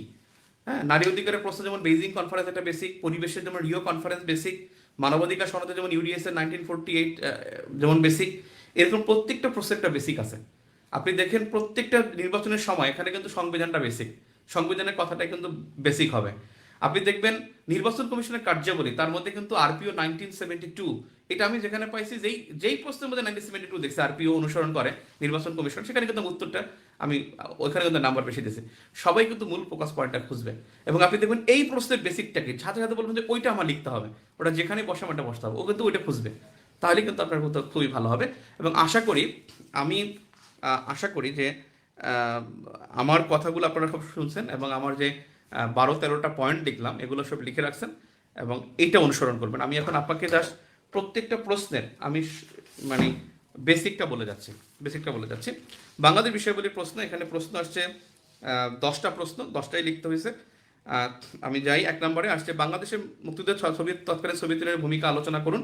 আলোচনা কিন্তু ওগুলো আমি বললাম, পদ্মবাণী লেটার্স, ভেটো প্রদান, ভারতের সাথে 1971 সালে 9 আগস্ট মৈত্রী চুক্তি, প্রাবদা পত্রিকার সমর্থন, অষ্টম নৌবহর পাঠানো, আর একটা স্বীকৃতি। খ নম্বর প্রশ্ন আসছে 52 সালে ভাষা আন্দোলনে বঙ্গবন্ধুর ভূমিকা কি ছিল? একটু আগেও বলছি, দুইটা ঘটনা লিখতে হবে। 48 সালে 11ই মার্চ গ্রেপ্তার এবং 52 সালের 16 থেকে 27 ফেব্রুয়ারি 12 দিনের অনশন। গ নম্বর প্রশ্ন আছে 6 দফা আন্দোলনের দফা সমূহ, একবারে এক্সাক্ট দফা, এখানে কিন্তু সংক্ষিপ্ত লেখলে চলবে না, 6 দফা মুখস্থ রাখতে হবে। এটা পরীক্ষা আসবে ইনশাল্লাহ, এটা রিটেন পরীক্ষায় আসে, এটা না 80% শিওর এই প্রশ্ন না আসে, হয়তো তাৎপর্য আসে, নয়তো দফা সমূহ লিখতে বলে, নয়তো কারণ বলে, দফা কিন্তু লেখা লাগে। তো দফা এটা মুখস্থ রাখবেন সম্পূর্ণ, এবং 3 এর ক খ আলাদা করে লিখবেন। এরপর হলো 4 নম্বর প্রশ্ন আসছে মুক্তিযুদ্ধের পর ভারতের সেনা প্রত্যাহার ঘটনা বর্ণনা দেন। ওই যে একটু আগে আমি দিলাম যে ইন্দিরা গান্ধী 12 থেকে 17 মার্চ নেয়ার প্রতিশ্রুতি দিয়েছিল। 2 নম্বর প্রশ্ন সংবিধান অনুযায়ী নির্বাচন অনুষ্ঠানের সময় সম্পর্কে লিখুন, এমন 123 অনুচ্ছেদ মেনশন করে উত্তরটা করতে হবে। খ নম্বর প্রশ্ন আছে জাতীয় সংসদ নির্বাচন পরিচালনার ক্ষেত্রে বাংলাদেশ নির্বাচন কমিশনের ভূমিকা আলোচনা করুন। সংবিধানের 119 অনুচ্ছেদের নির্বাচন কমিশনের ভূমিকা লেখা আছে, 119 অনুচ্ছেদের আলোকে লিখতে হবে 1 নম্বর। 2 নম্বর হলো এখানে আরপিও কথাটা উল্লেখ করতে হবে। গ নম্বর প্রশ্ন সুষ্ঠু নির্বাচন নিশ্চিত করতে নির্বাচন পর্যবেক্ষকরা কি ভূমিকা পালন করতে পারে। নির্বাচন পর্যবেক্ষকদের একটা আইন আছে, একটা বিধি আছে, সেই বিধিটা কিন্তু ক্লাসে পড়াইছিলাম, ওটা একটু দেখে নেবেন। 3 নম্বর সুশীল সমাজ বলতে কি বোঝেন, এখানে সিভিল সোসাইটি, এটা প্রিলির গাইড থেকে পারলে মুখস্থ করে নেন, তাহলে বেশি ভালো হবে। এনজিও এবং সুশীল সমাজের মধ্যে পার্থক্য আলোচনা করুন। এনজিও এবং সুশীল সমাজের মধ্যে মূল পার্থক্যটা কি? এনজিও একটা আইনের মাধ্যমে চলে, এনজিও পুরো প্রধানমন্ত্রী কার্যালয়ের অধীনে, সুশীল সমাজের কোনো কি নাই, কোনো আইন বা বিধি নাই। তারা শুধুমাত্র কি করে, কোনো বিষয় বাস্তবায়নের ক্ষেত্রে প্রভাবিত করে, সরকারকে প্রেশার দেয়, চাপ সৃষ্টি করে, এটা চাপ সৃষ্টিকারী গোষ্ঠীর মধ্যে ভূমিকা পালন করে। আর এনজিও হলো সরকারের কোনো কর্মসূচি পালন করতে সরকার পুরোপুরি সফল না, সেই বিষয়গুলোকে এনজিও গুলো বা নন গভর্নমেন্ট অর্গানাইজেশনগুলো সরকারের ওই প্রকল্প সহযোগিতা এগিয়ে আসে, এবং তারা সরকারের যে আইন কানুন মেনে তারা তাদের কার্যক্রম করে। এখানে আইনের কথাটা কিন্তু বলা নাই, আর অনেকেই কিন্তু উল্লেখ করেন নাই, যার জন্য নাম্বার কম পেয়েছেন। যারা এটা লিখছে তারা কিন্তু 4 পেয়েছেন। এরপর হলো 4 নম্বরে রাষ্ট্রীয় পরিচালনা মূলনীতির সময় সংক্ষেপে আলোচনা করুন। এটা দেখতে হবে নাম্বারটা কত। যদি 20 নাম্বার থাকে একেবারে 8 থেকে শুরু করবেন 25 নম্বর পর্যন্ত ডিটেল সব লিখবেন। আর যদি বলে যে এখানে প্রশ্নটা 10 নম্বরে, যেহেতু 8 থেকে 13 নম্বর পর্যন্ত, 8 থেকে 13 অর্থাৎ 9, 10, 11, 12, হ্যাঁ 8 থেকে 12 পর্যন্ত খুব ডিটেল লিখবেন। এরপর 13 থেকে 25 পর্যন্ত শিরোনাম লিখে হালকা 1 লাইন ব্যাখ্যা দিবেন, হালকা 1 লাইন ব্যাখ্যা দিবেন, তাহলে আপনি 8.5, 9 পেয়ে যাবেন। আর যদি এটা 5 নম্বর হইতো তাহলে আপনি অবশ্যই মূলনীতিগুলা 8 থেকে 12 নম্বর পর্যন্ত লিখলেই চলতো। এখানে প্রশ্ন আসছে যে 4 খ নম্বর প্রশ্ন সংবিধানের প্রথম বিকৃতি বলতে কাকে বোঝানো হয়। সংবিধানের প্রথম বিকৃতি বা first decision of the constitution, এই ডিস্টরশনটা বলা হয় পঞ্চম সংশোধনীকে, কিন্তু এখানে বলছে যে বলতে কাকে বোঝানো হয় পঞ্চম সংশোধনীতে, কিন্তু কেন বোঝানো হয় সেটা লিখতে হবে। এবং পঞ্চম সংশোধনী বোঝানো হয়, এখানে কিন্তু অনেকে অনেক কথা লিখছেন, এখানে কিন্তু মূল পয়েন্ট হলো 2 থেকে 3টা পয়েন্ট এখানে সবচেয়ে গুরুত্বপূর্ণ। 1 নম্বর পয়েন্ট কি, এখানে বিকৃতি করা হয়েছে এই কারণে যে নাম্বার 1 সেটা হলো যে সংবিধানের যে প্রস্তাবনা সেখানে হাত দেওয়া হয়েছে। প্রস্তাবনা যেটা ছিল যে মহান সৃষ্টিকর্তা আল্লাহর নামে শুরু করলাম, সেখানে এটা সম্পূর্ণ কেটে দিয়ে এটা বিসমিল্লাহির রহমানির রহিম করা হয়েছে। প্রস্তাবনা আঘাত করা হয়েছে। নাম্বার 2 সংবিধানের বেসিক যেটা প্রিন্সিপালস, যেটা মূলনীতি, যে মূলনীতির ভিত্তিতে আপনার আওয়ামী লীগ প্রতিষ্ঠিত হয়েছে, যে মূলনীতির ভিত্তিতে কিন্তু 70-এর নির্বাচন হয়েছে, যে মূলনীতির ভিত্তিতে কিন্তু 71-এর আপনার মুজিবনগর সরকারের যে স্বাধীনতা ঘোষণাপত্র জারি করা হয়েছে, সেই মূলনীতিতে আঘাত করা হয়েছে। এখানে বাঙালি জাতীয়তাবাদ এবং ধর্মনিরপেক্ষতা, এই দুইটাকে ওমিট করে দেওয়া হয়েছে। এই দুইটা হলো সবচেয়ে বেশি। তারপরে 3 নম্বরে হলো কি, যে যেটাকে বলে আপনার বঙ্গবন্ধুর হত্যাকাণ্ডের, যেটাকে কি জানি বলে ওকে, দায়মুক্ততাদেশ, ইংলিশে জানি কি বলে, আল্লাহ ভুলে গেলাম ভাই, ব্ল্যাক অর্ডার বা হলো দেশটা কেমন লাগে, অর্থাৎ ইমপিচমেন্ট, আরেক বাক্যটা জানো কি, দায়মুক্ততাদেশ, যেটা ইংলিশে জানি কি বলে রে, ভুলে গেলাম তো, ওইটাকে বৈধ দিছে। সেটা যদি না লেখেন তাহলে কিন্তু ইনডেমনিটি, রাইট, ইনডেমনিটি অর্ডারটা, এটা যদি উল্লেখ না করেন তাহলে কিন্তু উত্তরটা নাই। এখন আপনি এই 3টা জিনিস লেখেন নাই, আপনি লিখছেন গান বাজনা, আপনি লিখছেন যে গণভোট চালু করেছেন, আসছেন গণভোটে চলে গেছেন, বেসিক তো এই কয়টা, সেটা লেখাটা খুব জরুরি। এরপরে প্রশ্ন 4 যে 72 সংবিধানের প্রতিচ্ছবি পরিলক্ষিত হয় কোন সংশোধনীতে এবং কেন। এখানে 72 সংশোধনী পরিলক্ষিত হয় কোন সংশোধনীতে? পঞ্চদশ সংশোধনীতে। পঞ্চদশ সংশোধনীতে এখানে অনুচ্ছেদ আছে, মানে পরিবর্তন আছে 55টা, কিন্তু সবগুলো আপনি ইচ্ছা করে লিখতে পারবেন, কিন্তু এখানে 72-এর সাথে রিলেটেড কয়টা? 72-এর সাথে রিলেটেড কি তত্ত্বাবধায়ক সরকার ছিল না, এটা বাদ দেওয়া হয়েছে, 72 সংবিধানে এটা ছিল। তারপরে 72 সংবিধানে ছিল কি ধর্মনিরপেক্ষতা এবং বাঙালি জাতীয়তাবাদ, এটা ফিরে আসছে। 72 সংবিধানে ছিল বিসমিল্লাহির রহমানির রহিম, মহান সৃষ্টিকর্তার নামে শুরু করলাম, এটা ইনক্লুডেড হয়ে গেছে। তারপরে মুক্তি সংগ্রামের জায়গায় স্বাধীনতা সংগ্রাম চালু করা হয়েছিল, আবার মুক্তি সংগ্রাম প্রস্তাবনার মধ্যে অন্তর্ভুক্ত করা হয়েছে। এই 72 সংবিধানের সাথে যেগুলো ছিল সেগুলোকে নিয়ে সেটা হলো আপনার এই এই প্রশ্নের বেসিক উত্তর। এরপরে দেখেন 5 নম্বর প্রশ্ন আসছে, বাংলাদেশ অর্থনৈতিক চ্যালেঞ্জ সমূহ কি কি? ওরে ভাই, এই প্রশ্নের উত্তর যে কতজন কত কিছু লিখছেন। বাংলাদেশের পররাষ্ট্রনীতির চ্যালেঞ্জ সমূহ কি কি? চ্যালেঞ্জগুলো তো ভাই একেবারে স্পেসিফিক করা। পররাষ্ট্রমন্ত্রী নিজে বলছেন যে বাংলাদেশের চ্যালেঞ্জ হলো 3টা।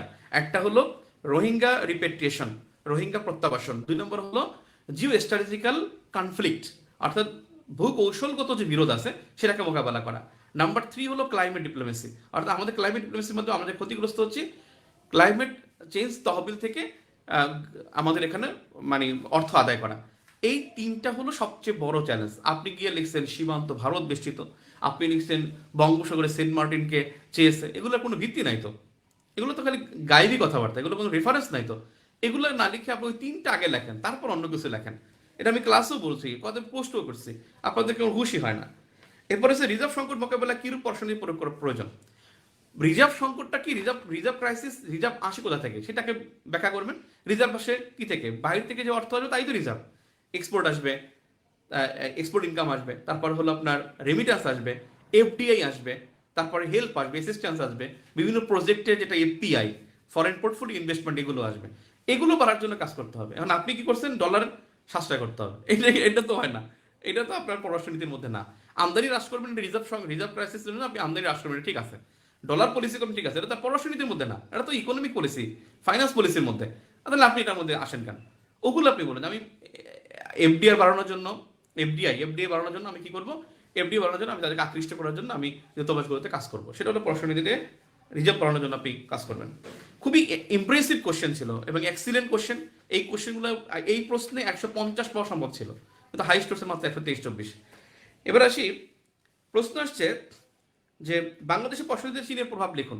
চীনের প্রভাব লিখতে গিয়ে কেউ সাইন দেয়, কেউ 1, 2, 3 করে লেখে। ভাই এখানে স্পেসিফিক চীনের যে প্রজেক্টগুলো আছে সেগুলোকে আপনি কি করেন, সেগুলোকে মেনশন করেন।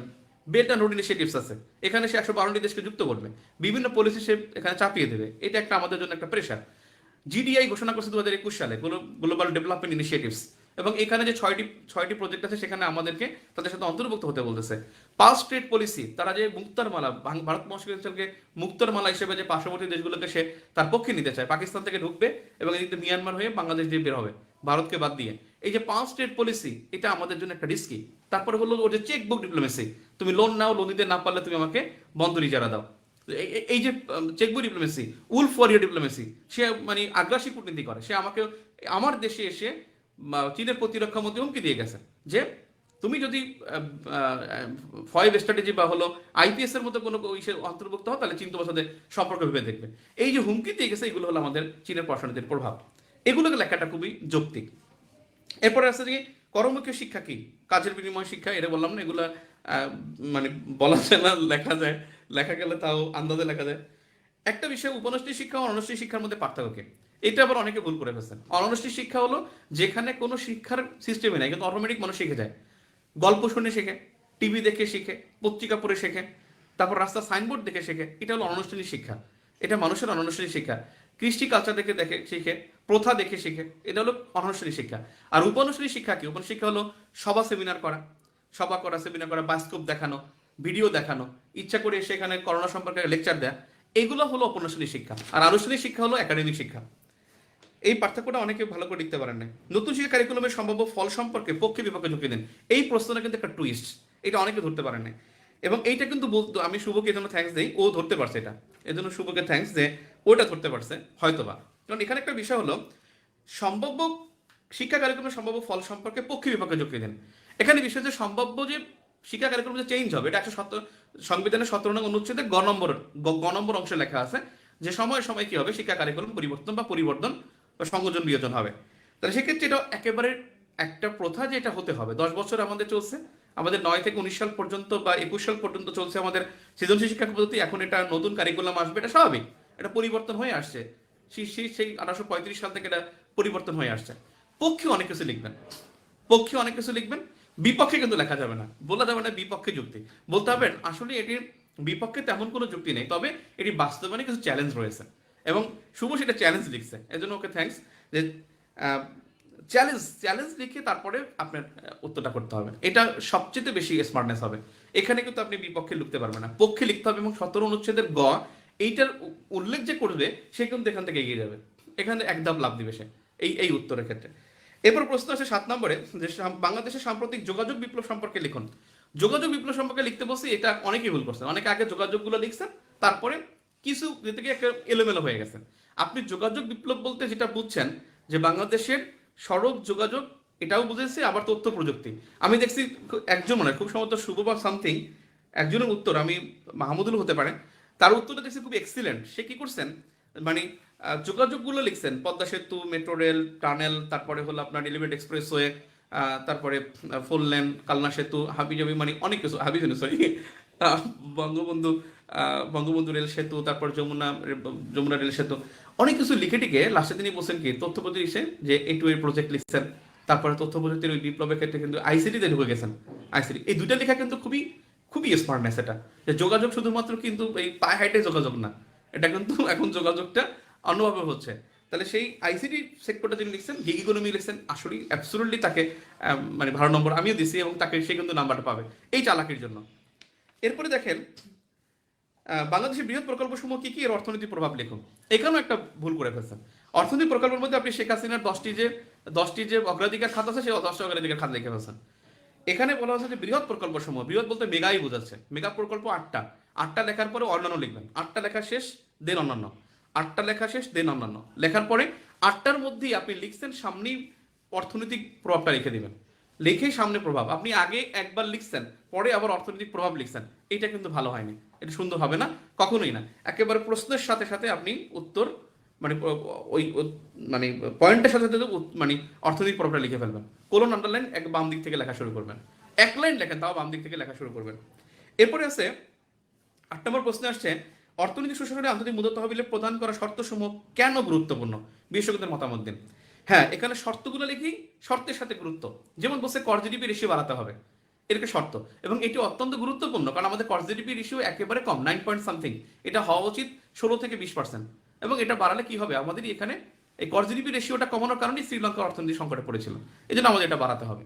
এই যে ও যে বলছে যে আর্থিক সুশাসন নিশ্চিত করতে হবে, এটার শর্ত, হ্যাঁ অবশ্যই সুশাসন নিশ্চিত করতে হবে, কারণ ঋণ খেলাপির পরিমাণ এখানে 22%, যেখানে হওয়ার কথা হলো 8 থেকে 9%, আমাদের ঋণ খেলাপি 18 থেকে 22%, এটা খুবই দুঃখজনক, এবং এটা কারণে আমাদের জন্য ভালো হবে। এবং অর্থনীতিবিদদের, বিশেষজ্ঞদের মতামত অনেকে লেখছেন রুহুল আমিন, একজন লেখছেন মামুন সাহেব বলছে, এইগুলো কিন্তু বিশেষজ্ঞ না।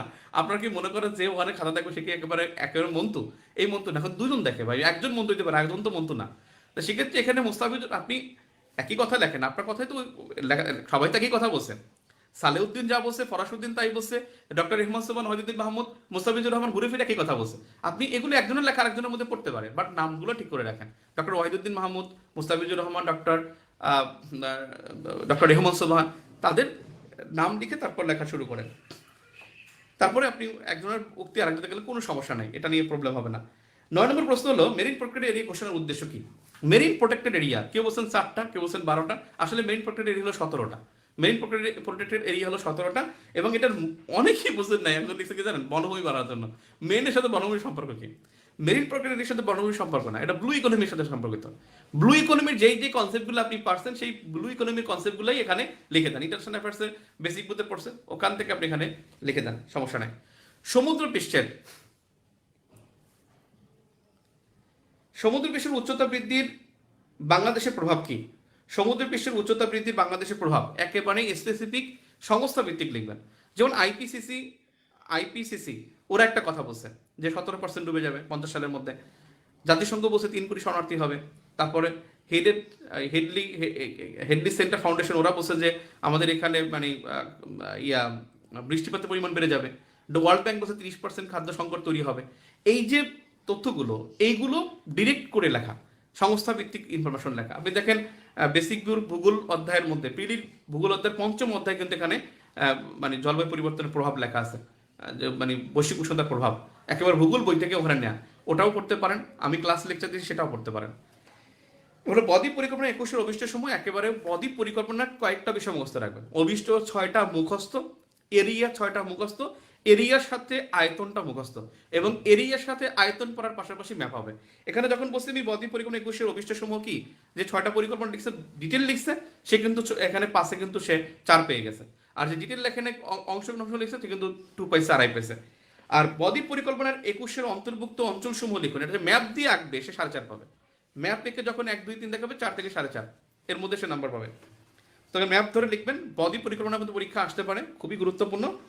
এরপরে আছেন টিকা আবার বলি একবারে, সাইবার নিরাপত্তা বিল 2023 খুবই গুরুত্বপূর্ণ। 7 অক্টোবর যেটা সাইবার নিরাপত্তা বিল হয়ে গেছে, কর্তৃপক্ষ প্রতিষ্ঠা করা হয়েছে, এর শাস্তির কথা লেখা, এবং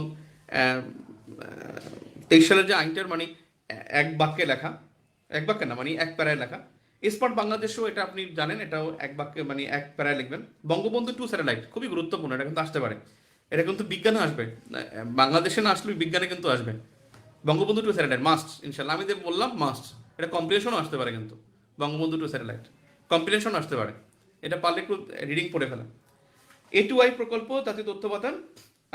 জাতীয় তথ্য বাতায়নে একটা বিষয় অনেকে লিখছে যে এটা একটা ভুল, যে এরকমই লিখছে যে www. তথ্য বাতায়ন bangladesh.gov.bd। আপনি একটা কথা মনে রাখবেন, ওয়েব অ্যাড্রেসে কখন বড় হাত হয় না, এখানে বি লেখেন। সম্মান সূচক থেকে বড় হাত, বাংলাদেশ থেকে বড় হাত দিবেন তা না, এটা ছোট হাত হয়। ছোট হাতে bangladesh.gov.bd, হ্যাঁ, এটা লিখে দিবেন। আর এখানে 25 লাখ নথি আছে, 25 লাখ নথি 2014 সালের 23 জুন, 14 সালের 23 জুন জাতীয় তথ্য বাতায়নটা ইয়া করা হয়, মানে ইনস্টল করা হয়। তো যাও, এই হলো বিষয়, আপনাদের সাথে এই হলো আলোচনা। আমি একটু কমেন্ট দেখি। আয়তন রাউন্ড ফিগারে লিখলে হবে, হ্যাঁ রাউন্ড ফিগারে লিখলে হবে, কাছাকাছি প্রায় লিখবেন। কৃতজ্ঞ আপনার কাছে, আপনার স্ট্র্যাটেজি ফলো করে অ্যাকচুয়ালি কৃষি কার্ডে 43তম প্রশ্ন কার্ডে শুরু করতেছি। Thank you. আমার এখানে নাম আসে না, আপনাদের বেস্ট উইশেস। আমি চেয়েছিলাম আপনাদেরকে একটা সংবর্ধনা দেবো ইনশাল্লাহ বড় সড়ো, কিন্তু বড় সড়ো দিলে প্রচুর টাকা লাগে ভাই, দেখলাম প্রচুর টাকা খরচ হবে। তারপরে আমি যাবে হোক একবার দেখি, কারণ আমি অনলাইনে যাদের পড়িয়েছে তাদের চেহারাটা একবার দেখাটা খুব জরুরি। মানে আপনারা আমাকে দেখেন, বাট আমি তো আপনাদের কখনো দেখি নাই, সেজন্য আমি আপনাদের একটা সংবর্ধনা দেবো ইনশাল্লাহ। সংবর্ধনাটা আমি জানাবো আমার গ্রুপে। ওকে, ফুল এক্সাম আবার নেবো 12-13 তারিখে, 13-14 তারিখে পরীক্ষা হবে, আমি জানাবো রুটিন। কালার পেন নিয়ে একটু বলবেন না, কালার পেন ইউজ করবেন না। নীল কালি যদি ওখানে লেখা থাকে তাহলে ব্লু এবং নীল কালি ব্যবহার করবেন, নয়তো দাগগুলো পেন্সিল দিয়ে দেবেন, আন্ডারলাইন করতে হলে পেন্সিল দিয়ে মোটা করে দেবেন। ওকে, বইটা কি আসবে ইনশাল্লাহ, আল্লাহ ভরসা। আমি ডিসেম্বরে ভাই অফিসের এত প্রেশার ছিল কেন জানি না, রিল্যাক্স করতে গেছে এই জন্য মনে হয়। অফিসের প্রেশার কমে গেছে, একেবারে কমে গেছে, কারণ আমার ডিসেম্বর প্রচুর কাজ করছি আমি। আল্লাহর রহমতে আশা করি পারবো ইনশাল্লাহ। আপনার কাছে সফলতা মানে কি টাকা নাকি সম্মান, এটা একটু বলতেন। বোথ। সম্মান, টাকা ছাড়া সম্মান হয় না। আপনি টাকা ছাড়া ফ্যামিলিতে সম্মান হবে না, টাকা ছাড়া। টাকা absolutely very much needed, but absolutely এটা হইতে হবে হালালভাবে। কারণ আপনি এমনভাবে ইনকাম করবেন যা দেখে আপনার পরের প্রজন্ম আপনাকে রেসপেক্ট করে। কারণ আপনার সন্তান যদি আপনাকে রেসপেক্ট না করে, আপনার ভাই বোন যদি আপনাকে রেসপেক্ট না করে, যে ইউ আর ক্রিমিনাল বা ইউ আর লায়ার, বা আপনি যেটাকে বলে কি, আপনি অবৈধভাবে ইনকাম করতেছেন, তাহলে আপনার রেসপেক্ট থাকবে না। সবচেয়ে বড় কথা হলো নিজের কাছে নিজের সম্মানটা রাখা। নিজের কাছে একবার যদি সম্মান হারাই ফেলি না, তাহলে আর কোনো জায়গা থাকে না। তার মানে বোথ, আপনি প্রচুর বড় অফিসার, বড় কিছু, কিন্তু আপনি মাকে ডাক্তার দেখাতে পারেন না, মাকে আপনি সময় মতো ওষুধ দিতে পারেন না, এটা একটা যন্ত্রণা, এটা কখনোই সফলতা হতে পারে না। তা আল্লাহর রহমতে ওটা আল্লাহর কাছে চাইবেন, যে সৎ পথে আল্লাহ ম্যানেজ করে দিবে, বরকত দিবে। আল্লাহর কাছে চাইলে আল্লাহ বরকত দেয়, এটা ট্রু, একেবারে ট্রু। আল্লাহর কাছে যদি চান যে আমি এই পথে চাই, এবং একটা হাদিস আছে না, যে বুখারী শরীফের মধ্যে সর্বশেষ হাদিসটাই ওটা, সর্বশেষ না প্রথমটা, প্রথম সর্বশেষটা হলো ইয়াটা, সুবহানাল্লাহ বিহামদিহি সুবহানাল্লাহিল আযীম। প্রথম হাদিস যে মানে মানে নিয়ত গুণে বরকত, যেটাকে বলি আমরা, যে নিয়ত করে যে যাবে। আপনি যদি ঘর থেকে বের হন হজের উদ্দেশ্যে, আল্লাহ হজকে সহজ করে দিবে। আপনি যদি বের হন কোনো মানে অপরাধের জন্য, আল্লাহ সেটা সহজ করে দিবে। সো মেন্টালিটি এবং সব কিছু পজিটিভ থাকাটা ইম্পর্ট্যান্ট। বা এক্সাম কি জানাতে হবে ইনশাল্লাহ, কোনো সন্দেহ নাই, এখন পর্যন্ত সন্দেহ নাই। যদি 7 তারিখের পর কিছু অঘটন ঘটে তাহলে তো হয়তো হবে না। ওকে, একুরেট না দিলে কাছাকাছি দেওয়া যায় ডাটা, হ্যাঁ কাছাকাছি দিবেন, অলমোস্ট লিখে দিবেন। এত কম কিছু কিওয়ার্ড বলে দেন, বুঝি নাই। ডিগ্রি ধরে মাপলে, আচ্ছা সাউথ চায়না সি এর ম্যাপ কীভাবে দেবো, হ্যাঁ এটা দিতে পারবেন। এটা সাউথ চায়না সি এর ম্যাপটা আঁকা ভালো, এটা একা রাখেন। প্রডিউসার মতো নীতিপত্র লেখার সময় কি ম্যাপ দেওয়া যাবে? যাবে, সমস্যা নাই, দেয়া যাবে, কিন্তু ম্যাপের প্রশ্ন তো আসে না ওখানে।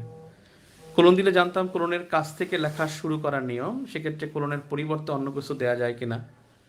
না, কোলনই দেন। এক নম্বর প্রশ্নের উত্তরটা ক, এভাবে লেখা যাবে। এক নম্বর প্রশ্ন, হ্যাঁ ঠিক আছে, এভাবে লেখা যাবে। ডাটা যদি একুরেট না হয়, কাছাকাছি, ওকে। পাশের ক লেখা শেষ করার পর সমাপ্তির লাইন দিব নাকি পাস খ লিখবো? 5টা প্রশ্নের উত্তর ওভাবে লিখবেন, আমি বলছি। ওকে, আপনাদের সাথে অনেক আলোচনা হলো। থ্যাংক ইউ, সকলকে অসংখ্য ধন্যবাদ। আগামীকালকে বাংলাদেশের নির্বাচন, সবাই নিরাপদে থাকবো, সুস্থ থাকবো, এবং আপনাদের সাথে ক্লাস, আমার পেইড ব্যাচে যে ক্লাস আগামীকালকেই হতে পারে ইনশাল্লাহ, রাতে রাতে ইনশাল্লাহ ক্লাস হতে পারে আগামীকাল। ওকে, আসসালামু আলাইকুম। কালকে হলে 10টা হবে। আল্লাহ হাফেজ।